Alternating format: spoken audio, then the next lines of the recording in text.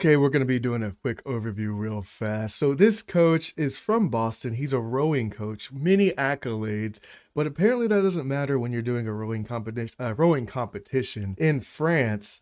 When your whole team is white and you're the coach, you're in charge. You're supposed to be the one leading all these young men over there in France, in a whole other country. You're the only black guy. So of course you might see some type of discrimination when you're traveling. I've experienced it myself when traveling internationally, military stuff and TDYs and all that. But there's certain mannerisms that you have to keep in mind that you should be executing when you're traveling internationally and you're black, or you just don't fit into the culture. It's just a different culture. People are going to treat you differently, or there might be surprise, like, oh, they see something new, and they're not used to it, and they just the prejudices come out. They might be not prejudiced, but I would say biased, right? They might be good, they might be bad, but this coach got stopped while he was just doing his job at the actual function.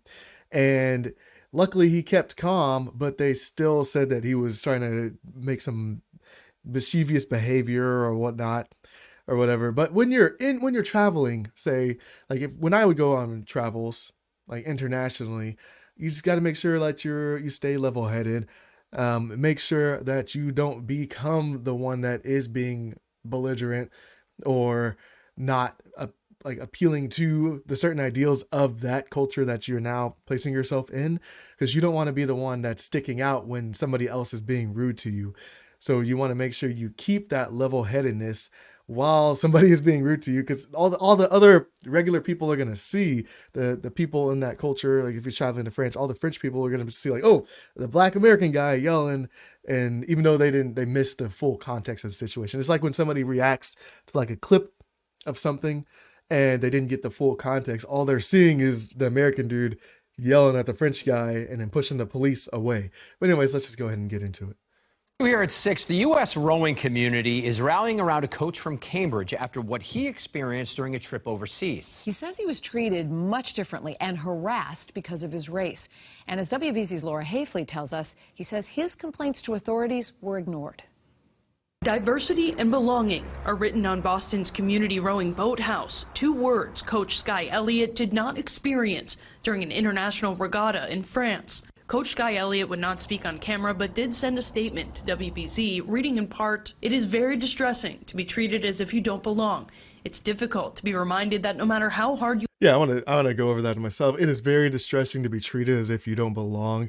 It is difficult to be reminded that no matter how hard you work to achieve your goals, there will be people who may view you differently than your colleagues. That is extremely important, because if you're talking to somebody that is actually really racist, then no matter what you do, you could be in the same class and then you get better grades than them on everything, 100 on the test, and then they want to attribute it to your hard work. They're just going to say that you're lucky or that you cheated because you're black or a certain race or whatever. But that's the type of people that you got to ignore, because it's completely ignorance, and you don't want to be like fight with the pig and then get in the mud and then now you have mud on you. You don't want to drop down to their level and then they end up winning anyways. They just wanted to play in the mud anyways. That's just what it is.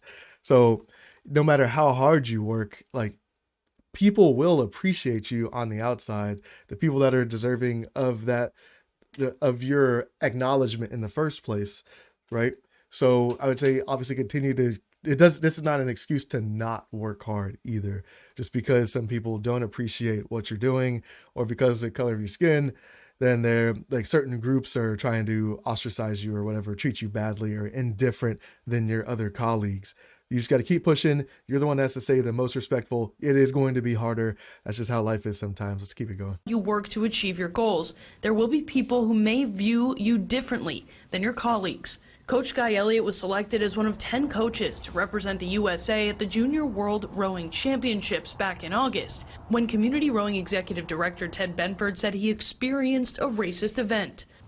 Well, my initial reaction was that our concern is for our staff, because pretty early on it seemed like the circumstances around the event was creating a sense of invisibility of what happened. According to Benford, the U.S. team arrived at the venue just outside of Paris when Coach Elliot was stopped by security and prevented from moving freely around the venue grounds, while white U.S. rowing and white international coaches were not held to the same standard. Coach Sky brought the interactions to the attention of event organizers World Rowing, asking not to be harassed on venue property and wondering why he was singled out. But tells WBZ World Rowing did not completely investigate the allegations, writing, "I'm not..." See, that's absolutely crazy. So he took the high road, right, and then reported the situation, and then they're like kind of scoffing him. And then he says, "I'm not sure how any inquiry could possibly be fair or complete without having the accounts of the actual witnesses. World Rowing reported incorrect behavior on my part, which absolutely did not occur." See, here's the thing, back to my point, my original point, was that if you're the one acting all belligerent, they're going to be able to use that against you when they do come out with statements like this.